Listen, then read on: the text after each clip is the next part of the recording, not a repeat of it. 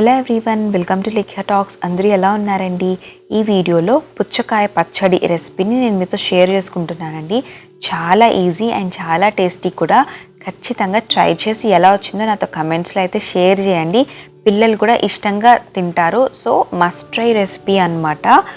అందరం ఎర్రగా ఉన్న పుచ్చకాయ ముక్కల్ని తినేసి ఇలా తెల్లగా ఉన్నవంతా పడేస్తాం కదా అండి. కానీ ఆ తెల్లగా ఉన్న దాంట్లో కూడా చాలా పోషకాలు ఉంటాయి. మన ఒంటికి చాలా హెల్దీ కూడా. సో ఇది అందరూ ఖచ్చితంగా ట్రై చేసి ఎలా వచ్చిందో నాతో కమెంట్స్లో అయితే షేర్ చేయండి.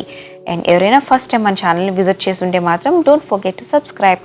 ఇప్పుడు రెసిపీ ఎలా ప్రిపేర్ చేసుకోవాలో చూసేద్దాం. ముందుగా స్టవ్ ఆన్ చేసి ఒక ప్యాన్ పెట్టుకుని కొద్దిగా ఆయిల్ వేసుకున్నానండి. దాంట్లో అన్ని తాలింపు దినుసులు వేసుకోవాలి. కొద్దిగా ఆవాలు, జీలకర్ర, మినప్పప్పు, శనగపప్పు. ఈ మినప్పప్పు శనగపప్పు కొంచెం ఎక్కువే వేసుకున్నానండి నేను. ఎందుకో నేను మీతో తర్వాత చెప్తాను. అండ్ ఇక్కడైతే మీరు ఎంత కారం తింటారో అంత కారానికి సరిపడా ఎండుమిర్చి, పచ్చిమిర్చి ముక్కలు వేసుకుని వేయించుకోవాలి. అలాగే 4-5 దంచిన వెల్లుల్లి రెబ్బలు వేసి ఇవన్నీ మంచిగా ఫ్రై చేసుకోవాలి. ఇప్పుడు తాలింపులో పచ్చిమిరపకాయలు కాకుండా మిగతావన్నీ కూడా నేను ఒక చిన్న బౌల్లోకి తీసి పక్కన పెట్టేసుకుంటున్నాను. ఎందుకు అంటే మనం రోటి పచ్చళ్ళు అవి ఏం చేసినా సరే లాస్ట్లో మళ్ళీ తాలింపు వేస్తాం కదా అండి. సో అలా మళ్ళీ లాస్ట్లో తాలింపు వేయకుండా ఇప్పుడు ముందే కొంచెం తీసి పక్కన పెట్టేసుకున్నామంటే అవే లాస్ట్లో యాడ్ చేసేసుకోవచ్చు. మళ్ళీ ఎక్స్ట్రా ఆయిల్ అవసరం లేదనమాట. సో నేనైతే ఇలా చేస్తాను. లేదు మాకు మళ్ళీ తాలింపు కావాలి అనుకుంటే మీరు అలా కూడా చేసుకోవచ్చు, అది మీ ఇష్టము. అండ్ ఇప్పుడు తాలింపు అంతా వేగిన తర్వాత కొద్దిగా ఇంగువ వేసుకున్నానండి. ఇంగువ వేస్తే స్మెల్ బాగుంటుంది. తర్వాత ఒక్క టొమాటో మరి చిన్నగా ఉంటే 2 వేసుకోండి, లేదంటే ఒక్క టొమాటో సరిపోతుంది. ఆ టొమాటో కూడా వేసిన తర్వాత మీ రుచికి సరిపడా ఉప్పు, చిటికెడు పసుపు వేసి మూత పెట్టి ఒక 5 to 10 మినిట్స్ మీడియం ఫ్లేమ్లో కుక్ చేసుకోండి. టొమాటో అంతా మెత్తగా కుక్ అయిపోవాలి. అండ్ ఆ తర్వాత ఈ పుచ్చకాయ ముక్కలు తొక్కంతా నేను నైఫ్తో చెక్కేసానండి. పీలర్తో అయితే గట్టిగా ఉంటుంది, కొంచెం కష్టం అనిపిస్తుంది. నైఫ్తో అయితే ఈజీగా వచ్చేస్తుంది. తెల్లగా ఉన్నది మాత్రమే వేసుకోవాలండి. అక్కడక్కడ ఇలా లైట్ పింక్గా అలా ఉన్నా పర్వాలేదు. అండ్ ఆ రెడ్గా ఉన్నది అంతా మనం ఎక్కువ ఉంచేసాము అంటే మాత్రం పచ్చడి తీపొచ్చేస్తుందండి, అంత టేస్టీగా ఉండదు.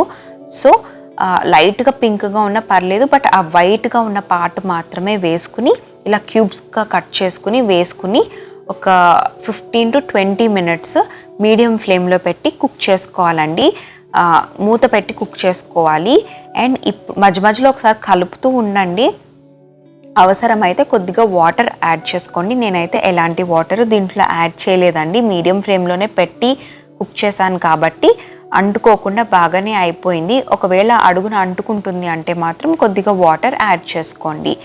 అండ్ ముక్కలు అయితే సాఫ్ట్గా కుక్ అయిపోవండి, కొంచెం గట్టిగా ఉంటాయి అడుగున. సాఫ్ట్గా అయిపోవాలి అంటే మాత్రం ప్రెషర్ కుక్కర్లో కుక్ చేసుకోవాలి. కానీ రోటి పచ్చళ్ళకి అంతగా అవసరం లేదు.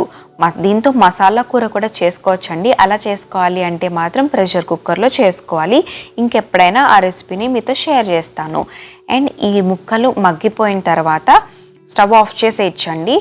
స్టవ్ ఆఫ్ చేసేసి కొద్దిగా చింతపండు, కరివేపాకు, కొత్తిమీర ఇవన్నీ వేసేసి కలిపేస్తే ఆ వేడికి మగ్గిపోతాయి. మూత పెట్టేసి కాసేపు అలా వదిలేయండి. చల్లారిన తర్వాత మిక్సీ పట్టుకోవాలి. అండ్ దీంట్లో మిక్సీ పట్టేటప్పుడు ఒక గుప్పెడు పల్లీలు వేసుకుంటున్నానండి నేను. నా దగ్గర ఆల్రెడీ వేయించి పెట్టుకున్న పల్లీలు రెడీగా ఉంటాయి కాబట్టి నేను ఇక్కడ మిక్సీలో వేసేసిన తర్వాత లాస్ట్లో యాడ్ చేస్తున్నాను. ఒకవేళ మీ దగ్గర వేయించి ఉన్న పల్లీలు అలా పక్కన లేకపోయి ఉంటే మాత్రం తాలింపులోనే ముందర పల్లీలు కొద్దిగా ఒక గుప్పెడు వేసి వేయించుకుని అప్పుడు తాలింపు వేసుకోండి. ఈ పల్లీలు వేయడం వల్ల పచ్చడి అనేది చాలా కమ్మగా ఉంటుంది. అండ్ కొద్దిగా వాటర్ యాడ్ చేసుకుని మిక్సీ జార్లో అప్పుడు మిక్సీ పట్టుకోండి. మరీ మెత్తగా పేస్ట్గా అయితే చేసేసుకోకండి. పచ్చడి ఎప్పుడు కొంచెం కచ్చా పచ్చాగా అక్కడక్కడ అలా తగులుతూ ఉంటే, పలుకుగా తగులుతుంటే బాగుంటుంది కదా. సో ఆ కన్సిస్టెన్సీ అలా ఉండేటట్లు బ్లెండ్ చేసుకోండి, సరిపోతుంది.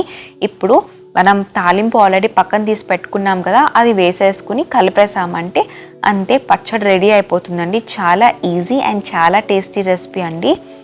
అండ్ ఇది వేడి వేడి అన్నంలో నెయ్యి వేసుకుని తిన్నామంటే చాలా బాగుంటుంది. కారంగా చేసుకుంటేనే దీన్ని టేస్ట్ అండి.